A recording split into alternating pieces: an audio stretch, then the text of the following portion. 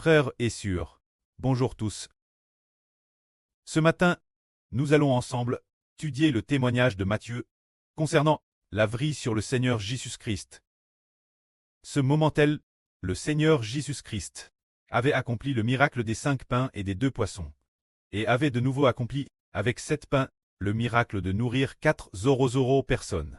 C'est alors que de nombreux pharisiens et sadducéens vinrent auprès du Seigneur. Ils avaient entendu dire que le Seigneur avait fait le miracle des 5 pains et des 2 poissons, et des 7 pains avec quelques petits poissons.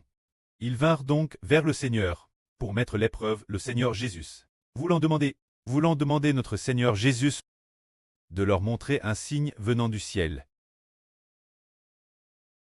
Mais le Seigneur Jésus ne leur a pas montré de signe. Le Seigneur dit, le soir venu, vous dites en voyant le ciel rouge comme le feu, il fera beau demain. Et le matin, vous dites en voyant le ciel rouge et sombre, il y aura de la tempête aujourd'hui. Vous savez discerner l'aspect du ciel, mais vous ne pouvez pas discerner les signes des temps. Une nation mauvaise et adultère réclame un signe, mais il ne lui sera pas donné d'autre signe que celui de Jonas. Il n'y aura pas d'autre signe qui leur soit montré. Puis le Seigneur Jésus les laissa et s'en alla, ne voulant pas faire de miracle pour eux.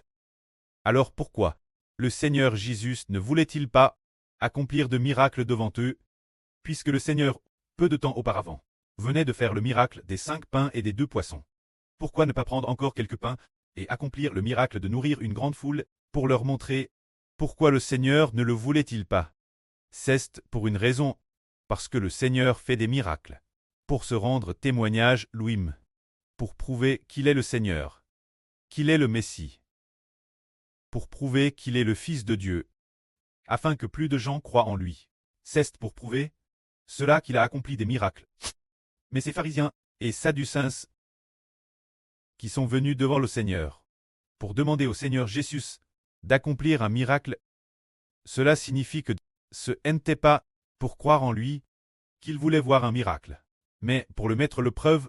C'est pourquoi le Seigneur n'a pas voulu accomplir de miracle devant eux. Le fait que le Seigneur Jésus-Christ accomplisse des miracles est précisément destin témoigné, afin que les gens croient en lui en voyant les miracles et acceptent de se tourner vers lui. Mais si le Seigneur accomplissait un miracle, se tournerait-il vers lui? Non. Si le Seigneur faisait un miracle et qu'ils ne croyaient toujours pas, alors le Seigneur ne leur montrerait pas de miracle. C'est pourquoi le Seigneur Jésus-Christ a expressément refusé de faire des miracles devant eux.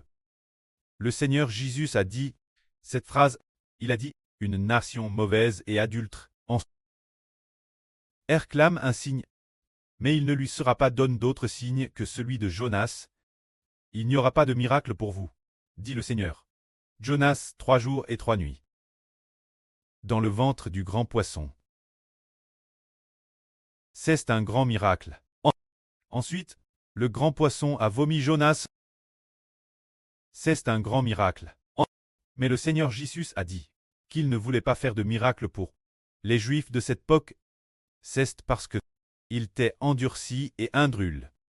Madame, quand Jonas a accompli le miracle du ventre du grand poisson, après être sorti, il a averti les Ninivites, et les Ninivites ont cru Jonas, et se sont repentis, se repentant dans la cendre.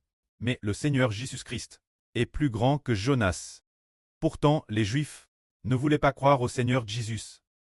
Ne pas vouloir croire au Seigneur Jésus s'appelle l'endurcissement et l'incrédulité. Nous disons de cette personne, pourquoi a-t-elle le cœur si endurci? On dit, comment cette personne peut-elle être si endurcie? Si endurcie, une personne, la foi obstine et endurcie. Cela digne, cette personne, quoi qu'on lui dise, elle refuse d'accepter. Le Seigneur a beau parler, elle veut toujours abandonner le Seigneur et rester l'ennemi du Seigneur, ou du moins refuse d'accepter. Alors le Seigneur dit, puisqu'il n'accepte madame pas les miracles, alors il n'est plus nécessaire d'en faire. C'est ce que cela veut dire. C'est ainsi que nous comprenons que le Seigneur Jésus-Christ ne voulait pas faire de miracles devant les indrules. Les miracles sont pour ceux qui croient. C'est-à-dire que ceux qui croient sont ceux qui acceptent le Seigneur Jésus. Le Seigneur Jésus place le miracle en eux pour que ils reçoivent le miracle du Seigneur Christ.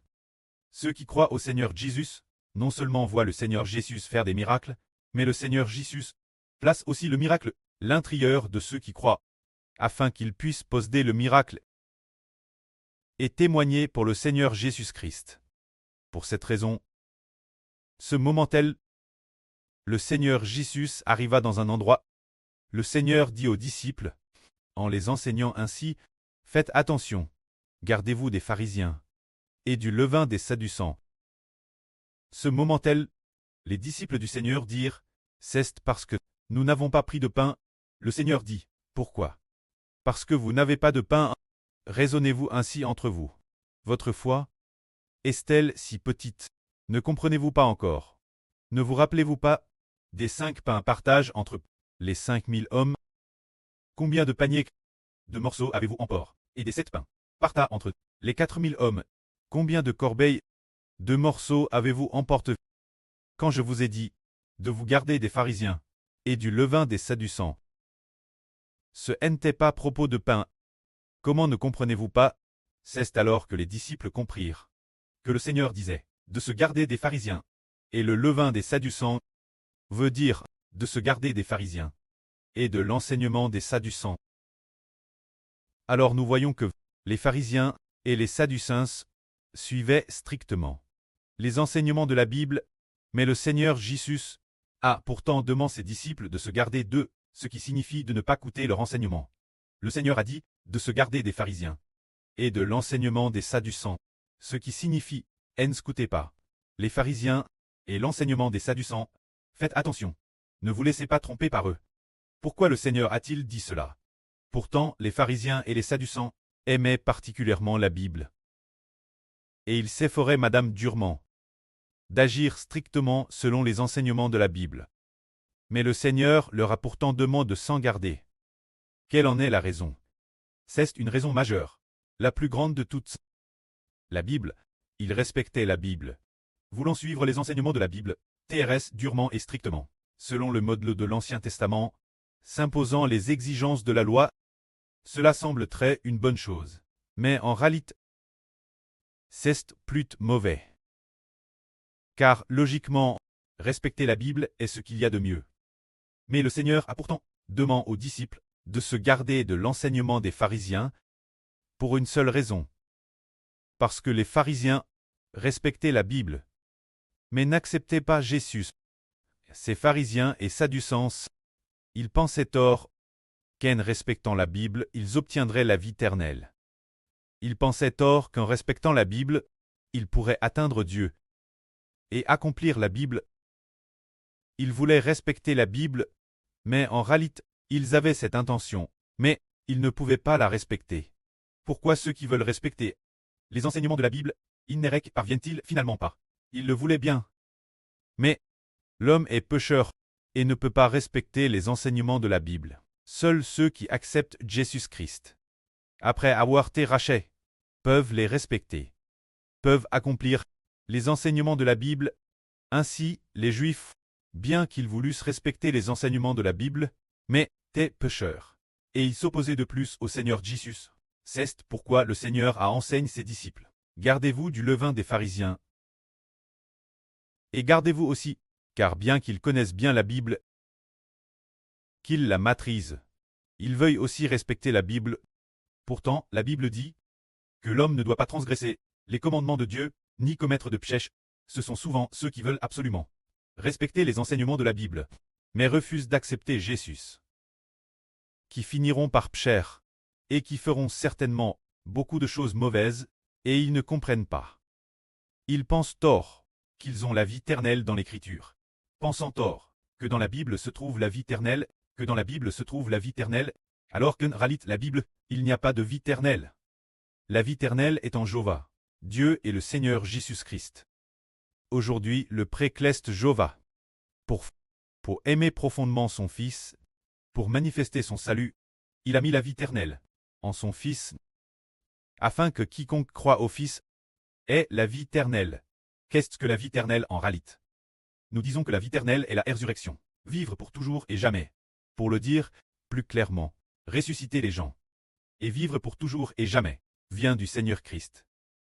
L'esprit de vie éternelle est l'Esprit de Dieu et, on peut dire que, la vie éternelle, est le Saint-Esprit et l'Esprit du Seigneur.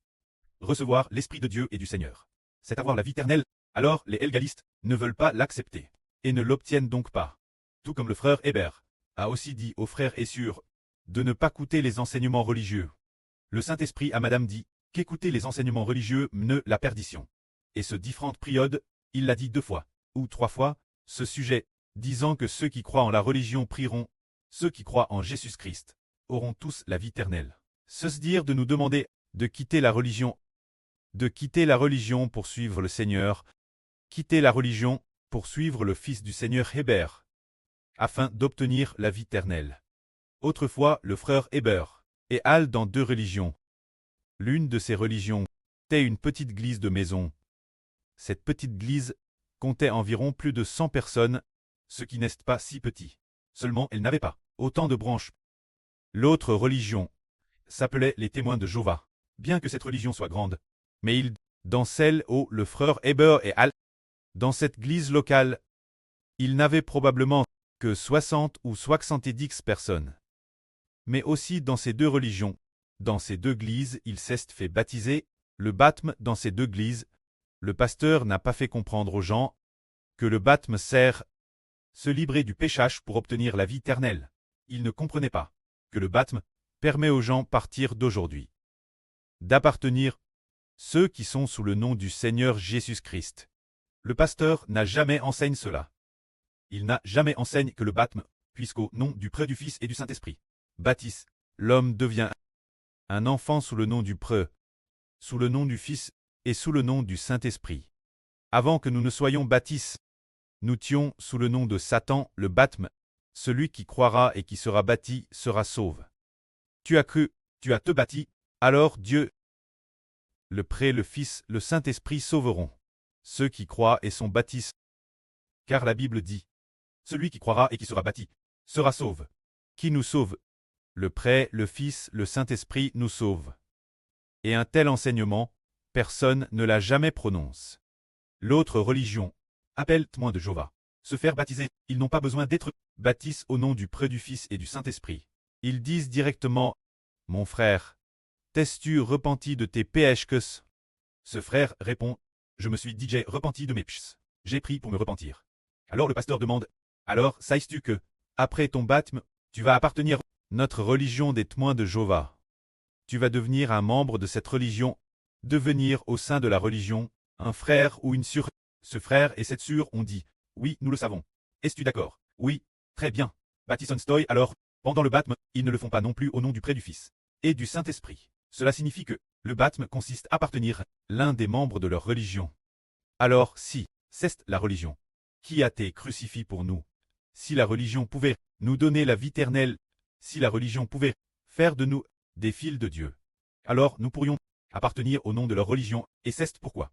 Aujourd'hui, Ashbreu dit de se méfier de la religion, de ne pas aller vers la religion, tout comme le Seigneur l'a aussi dit Elpoc. Méfiez-vous de la religion de Elpoc est le pharisianisme et le sadducisme, mais Elpoc, ces 2 religions étaient strictement conformes au sens d'Écriture. Mais les religions du monde actuel veulent suivre le sens du christianisme. Mais aujourd'hui, Ashbreu dit, nous ne devons pas aller vers la religion, ni El Scooter, il faut écouter Dieu et le Fils du Seigneur. Les enseignements qu'ils ont donnés, c'est, et ensemble de toute notre vie. Aimer le Seigneur Jéhovah, aimer le Seigneur Jésus-Christ, pour obtenir la vie éternelle, que la gloire soit au Prêtre et au Seigneur. Amen.